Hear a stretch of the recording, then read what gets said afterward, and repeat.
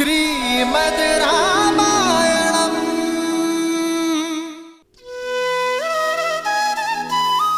पहले एक बार आपने मुझे गुरुकुल के लिए विदा किया था, किंतु उस समय आपके नेत्रों में आशा थी और मुख पे उत्साह था कि ये आपके पुत्र के भले के लिए है।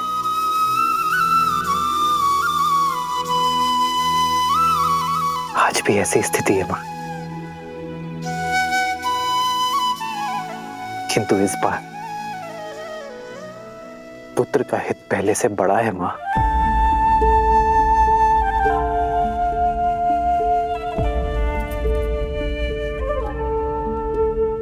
गर्व है मुझे अपने पुत्र पर कि उसने मेरी कोख का सम्मान बढ़ा दिया।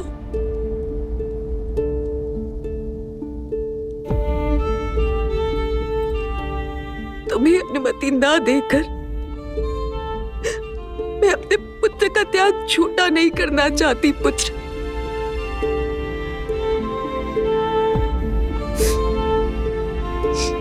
तुम्हें अनुमति है, अनुमति है पुत्र, पर क्या सारे धर्म तुम्हारे पिता और तुम्हारी विमाता के लिए, अपनी जननी के लिए कोई धर्म नहीं? सोचा नहीं कि मैं तुम्हारे बिना इस महल में कैसे रह पाऊंगी? 14 वर्ष जब मेरा पुत्र वहां वन वन भटक रहा होगा। नहीं, मैं भी चलूंगी पुत्र, मैं भी तुम्हारे साथ चलूंगी पुत्र।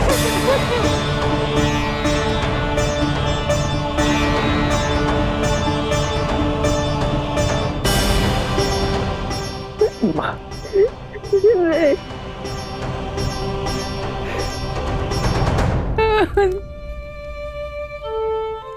कितना सौभाग्यशाली हूं मैं कि मुझे आप जैसी मां मिली, जिस मां ने मुझे धर्म के मार्ग पर चलना सिखाया। आज उसी के साथ अधर्म कर दूं मां। धर्म की यात्रा का प्रारंभ मैं अधर्म के साथ नहीं कर सकता मां। संतान से पहले पति धर्म आता है मां। पिताश्री को आपकी यहां आवश्यकता है, इसीलिए आपका सम्मित स्थान अयोध्या है मां, अपने पति के पास। मुझे विश्वास कि मेरा पुत्र धर्म पालन करके लौटेगा, पर आशा नहीं कि जब तुम लौटोगे तो तुम्हारे स्वागत के लिए मैं जीवित रह पाऊंगी। नहीं माता, मुझे विश्वास है विवाह के पश्चात जैसे आपने हमारा स्वागत किया था, वैसे ही वन से लौटने के पश्चात आप हमारा स्वागत करेंगी।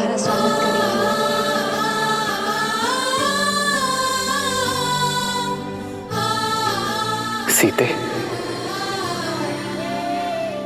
तुम?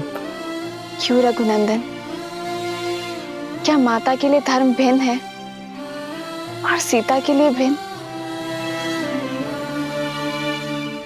अभी आप ही ने कहा था ना कि पत्नी का धर्म स्थान उसके पति के पास होता है। जहां मेरे पति रहेंगे वहीं मैं रहूंगी। फिर वो रानीवास हो या वनवास।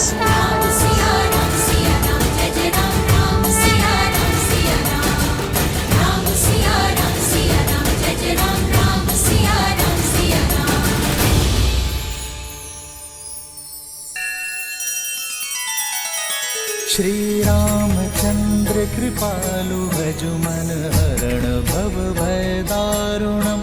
नव कंज लोचन कंज मुख कर कंज पद कंजारुण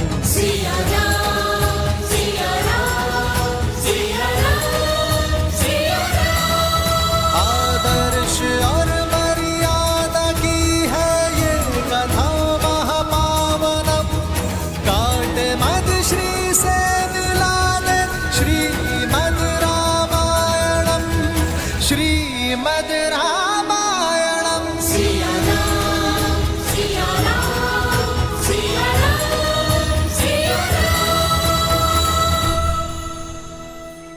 नहीं पुत्री, तुम नहीं जा सकती। तुम अयोध्या की कुलवधू हो। तुम कोई वनवासिनी नहीं हो सकती।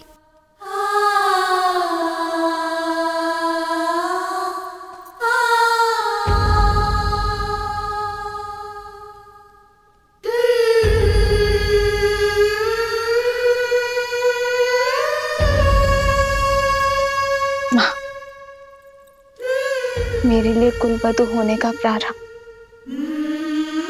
श्री राम से विवाह होने के पश्चात हुआ था ना। पत्नी धर्म निभाए बिना कुल धर्म कैसे निभा पाऊंगी माँ?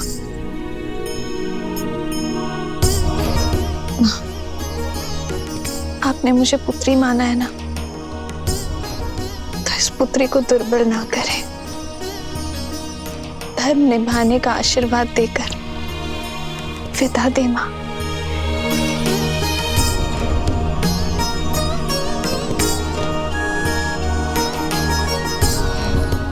वनवास का आदेश केवल मेरे लिए है सीता। अपना प्रारब्ध मैं तुम्हें नहीं दे सकता।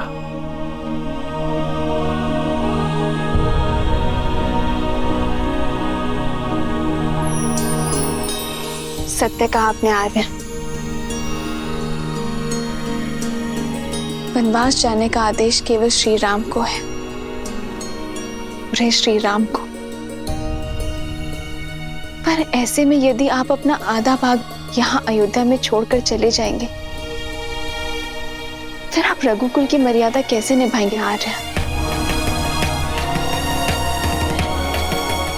प्रारब्ध से बड़ा संबंध वो है जिसमें हम जुड़े हैं आर्य। यदि मैं शरीर हूं तो आप आत्मा है। और ऐसे में हम भिन्न भिन्न कैसे रह सकते हैं आर्य?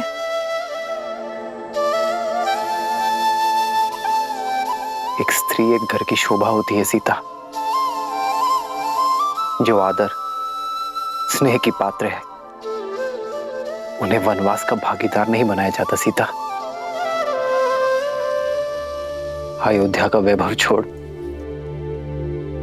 वन के अभावों में तुम कैसे रहोगी सीता? मेरा वैभव तो आप है आर्य।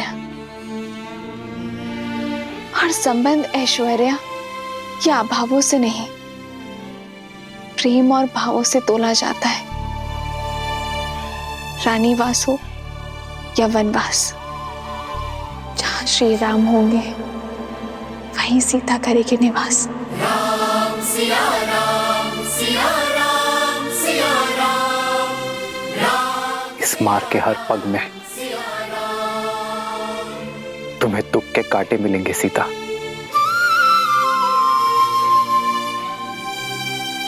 स्वीकार है,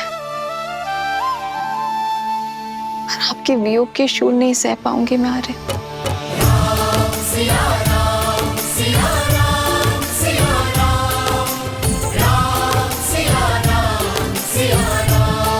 किंतु मिथिला नरेश को मैंने वचन दिया था सीता कि उनकी पुत्री को सदा सुरक्षित रखूंगा। माता सुनैना को भी आश्वस्त किया था मैंने कि उनकी पुत्री को कभी दुख नहीं दूंगा। अगर तुम्हें वनवास ले गया तो उनका सामना कैसे कर पाऊंगा मैं सीता? वही तो दशरथ नंदन, वन जाकर आप अयोध्या में मेरी रक्षा कैसे कर पाएंगे? और संतों के संग से मुझे वंचित करके दुख दे पाएंगे आप?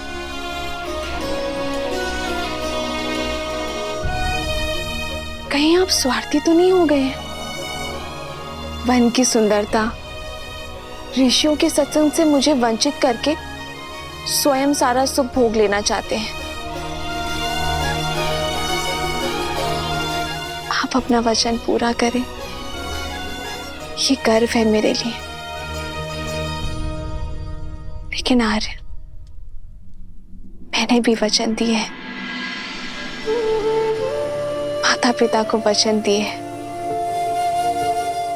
कि मैं सदा मिथिला के संस्कारों को निभाऊंगी। अग्नि को साक्षी मानकर वचन दिया है कि मैं सदा आपकी परछाई बनकर रहूंगी। मैं जनक नंदिनी सीता वचन देती हूँ कि मैं आपका हाथ कभी नहीं छोड़ूंगी। धर्म के पथ पर आपका हाथ थामे आगे बढ़ूंगी। यदि कभी आपके धर्म पर या आप पर कोई संकट आया, आपकी रक्षा के लिए मैं अपने प्राण देने से पीछे नहीं हटूंगी। हम सुख में दुख में सदा एक दूसरे के साथ रहेंगे। आप अयोध्या की गरिमा और रघुकुल की मर्यादा के लिए वनवास जा रहे हैं ना, और मैं भी तो रघुवंश का एक भाग हूं ना। सोचिए आर्य, जब इतिहास कहेगा कि रघुकुल की कुल वधू ने महल के सुख के लिए अपने पति का साथ छोड़ दिया, तो क्या तब भी अयोध्या की रघुवंश की गरिमा बनी रहेगी?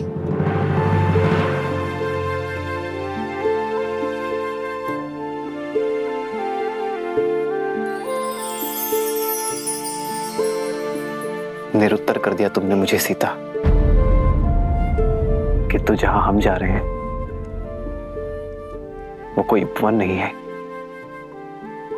वो वन है। यदि हम दोनों साथ होंगे तो मेरे लिए वन भी उपवन हो जाएगा।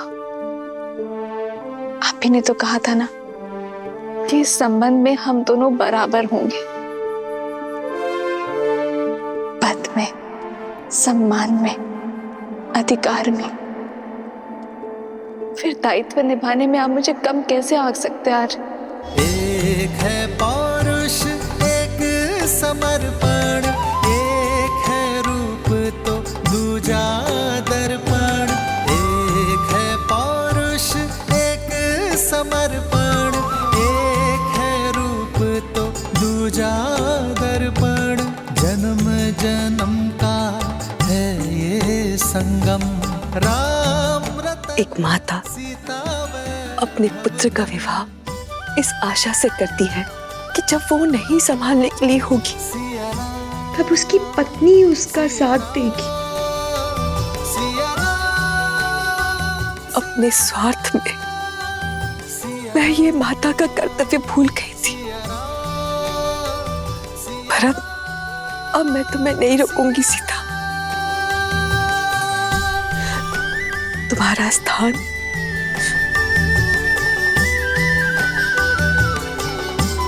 मेरे राम के साथ ही है।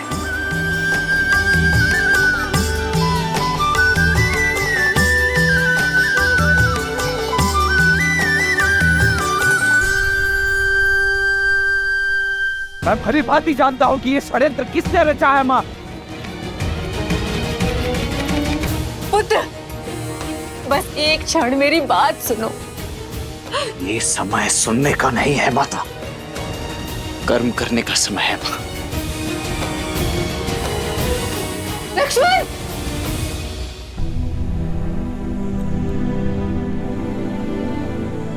माँ, इस समय मुझे आपकी सेवा करनी चाहिए और मैं यहाँ से जा रही हूँ। इस अपराध के लिए मुझे क्षमा करना माँ। धर्म के पथ पर जा रही हूँ, मन में ग्लानि नहीं, प्रेम लेकर जाओ।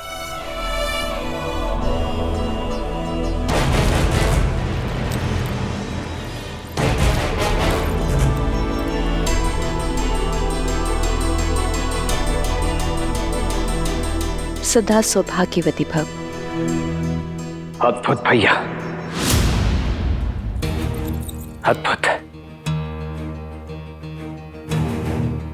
वचन किसी ने दिया, वरदान किसी और ने मांगा, और वनवास जाने के लिए आप सच खड़े।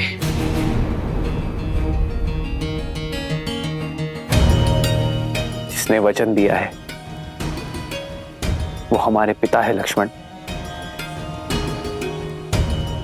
और जिसने वरदान मांगा वो हमारी माँ। माँ तो वो केवल भरत की है। इसीलिए अपने पुत्र के लिए मांगा राजपाट, और अन्य के लिए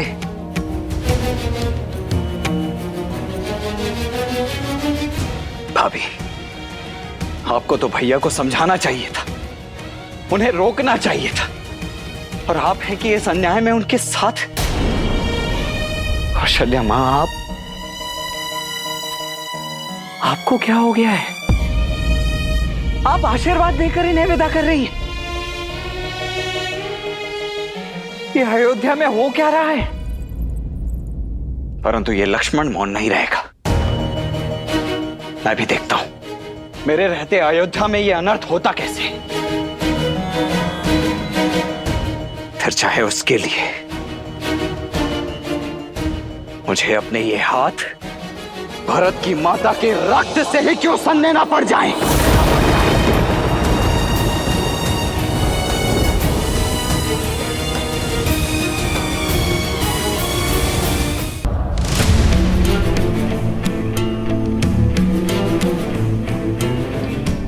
भरत से पहले वो मेरी माता है। क्रोध में अपने मर्यादा की सीमा मत लांघो तुम। क्षमा करे भैया, परंतु किस सीमा की बात कर रहे हैं आप? वो सीमा जो आपकी कैकई माता पहले ही लांघ चुकी है।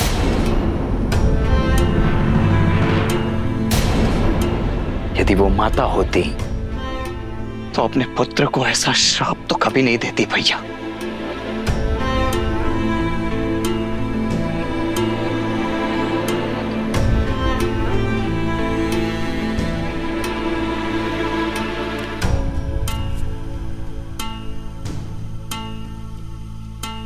पिताश्री की भी यही आज्ञा है मेरे भाई।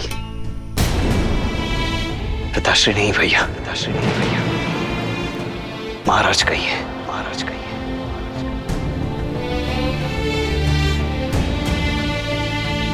अयोध्या नरेश महाराज दशरथ, जो स्त्री मोह में अंधे होकर अधर्म के मार्ग पर चल पड़े, परंतु ऐसे राजा के विरुद्ध विद्रोह करने के लिए भी सज्ज है ये लक्ष्मण।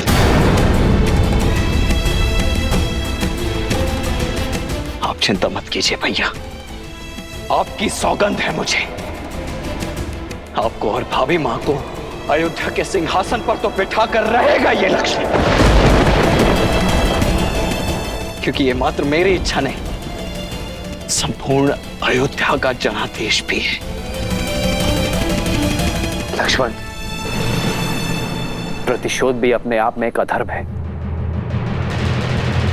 अपनी चाह में कोई कुछ भी करे, मेरा लक्ष्मण मर्यादा से कभी नहीं गिरेगा, ये मैं जानता हूं।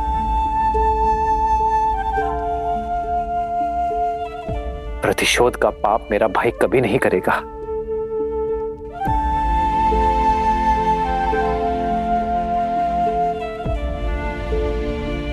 तो मैं क्या करूं भैया?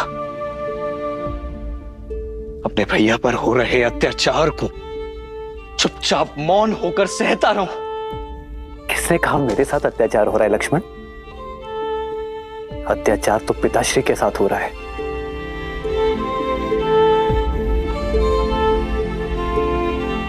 जिन्हें अपने प्राण प्रिय पुत्र को वनवास भेजना पड़ा।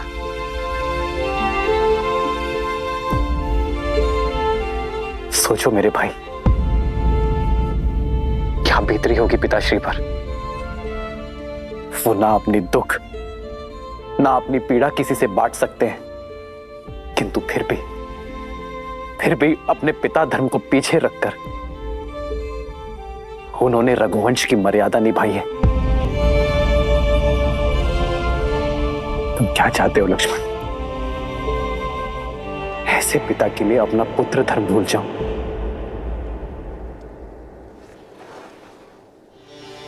और माता कैकेयी का भी कोई दोष नहीं है लक्ष्मण।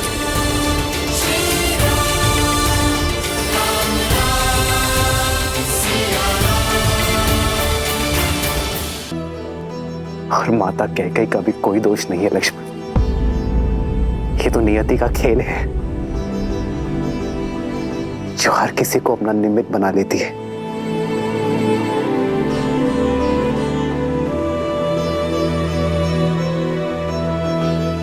धर्म का मार्ग सरल नहीं होता लक्ष्मण,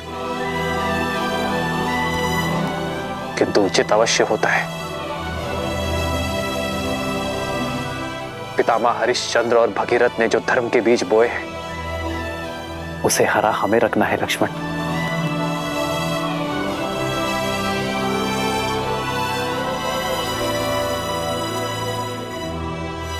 जिन मार्ग पर उनके पग पड़े हैं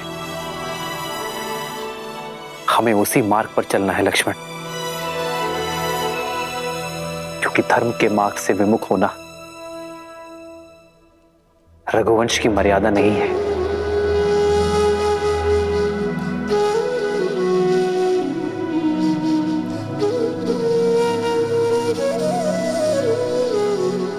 अपना ये धनुष अयोध्या के भावी राजा भरत की सेवा में उठाना लक्ष्मण, और अपना धर्म निभाना मेरे भाई। नहीं भैया,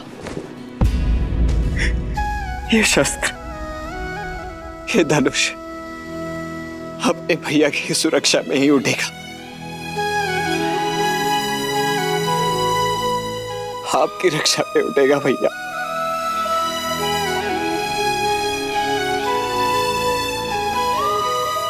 मुझे स्वयं से विलक मत कीजिए भैया, मुझे भी अपने साथ ले चलिए, ले चलिए मुझे भी।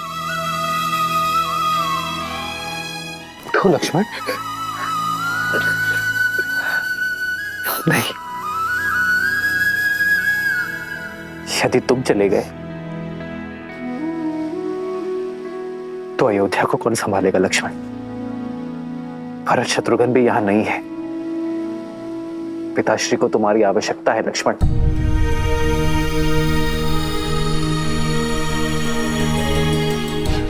अयोध्या को मेरे वीर लक्ष्मण की आवश्यकता है। और मुझे मेरे तो माता पिता बंधु सखा सब कुछ आप ही है ना भैया। मैं आपके बिना कैसे रह पाऊंगा? मैं नहीं रह पाऊंगा भैया।